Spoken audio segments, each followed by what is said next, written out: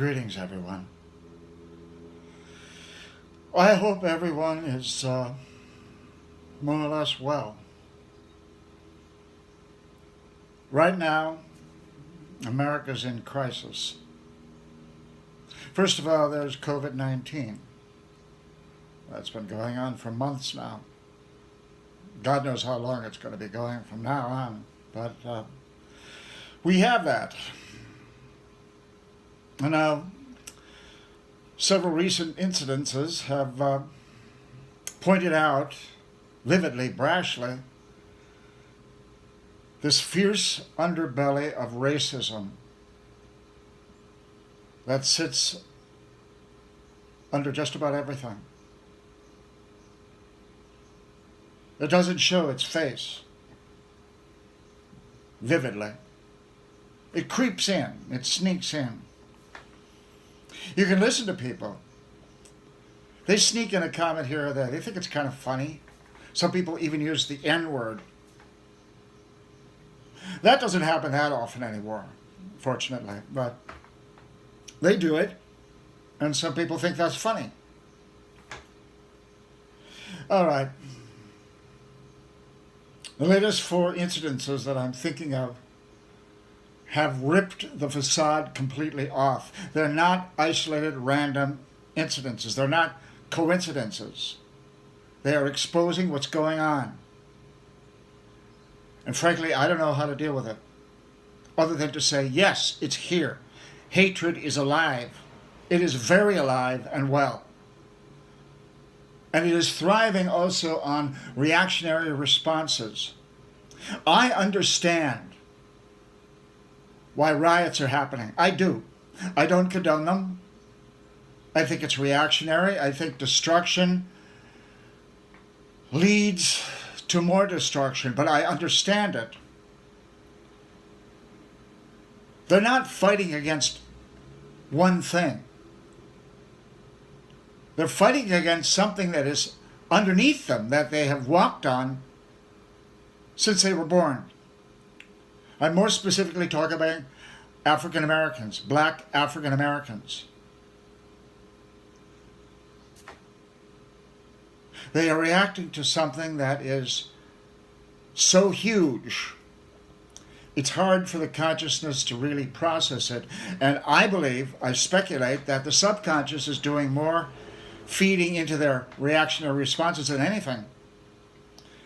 I think a few know exactly what's going on, but still, they're angry. And they have every right to be angry. They have every right to be filled with rage.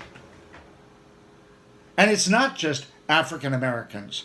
It's the Muslims. It's the Jews. This hatred takes shape and takes focus, aim on whatever is vogue, and blows up. And this will calm down. There'll be a lot of politicking, commentators, sorry about my language. I'm kind of clumsy.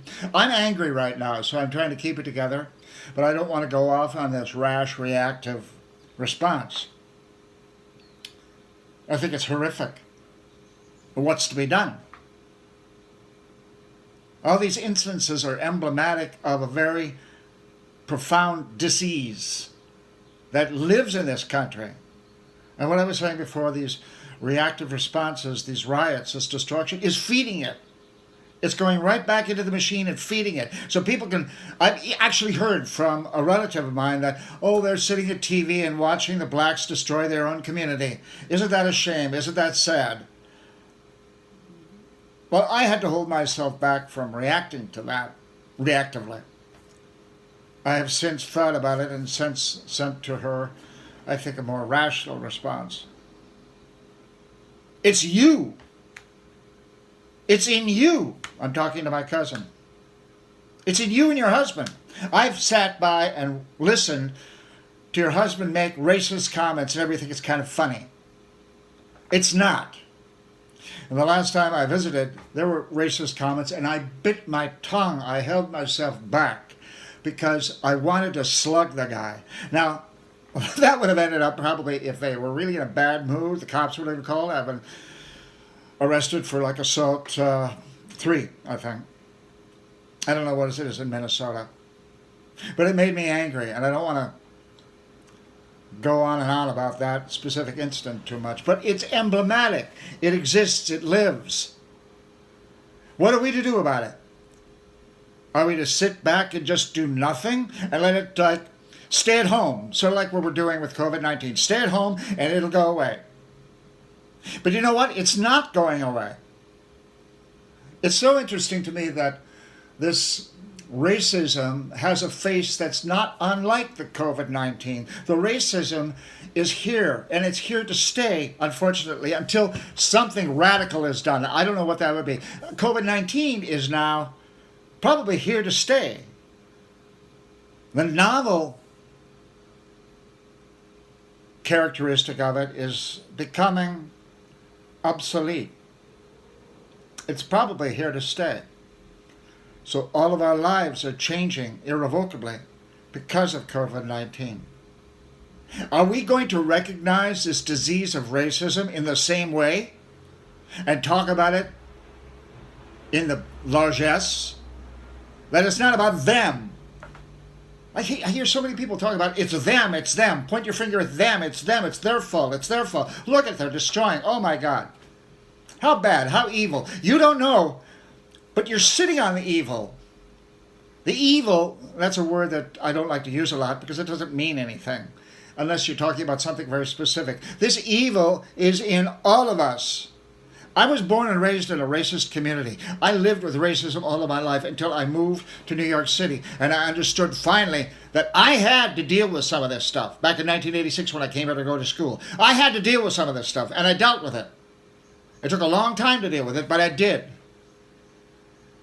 When are we as a community, as a country of communities, going to band together and realize we've got a disease that is not going to go away until we deal with it bluntly, straightforwardly, right in the face?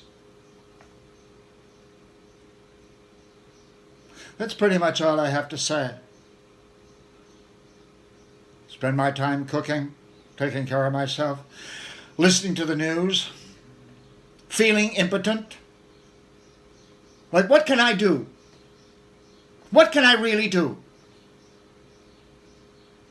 So I end up making a video.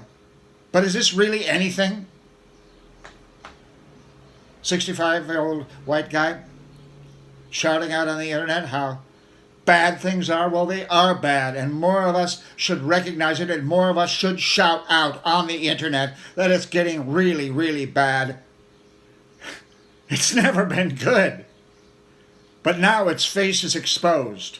You can see it on the daily news. Just tune in and watch. I hope your day is peaceful. I hope your day doesn't see tragedy or ruin or destruction or more hatred in your face. We got to get together, people, on this.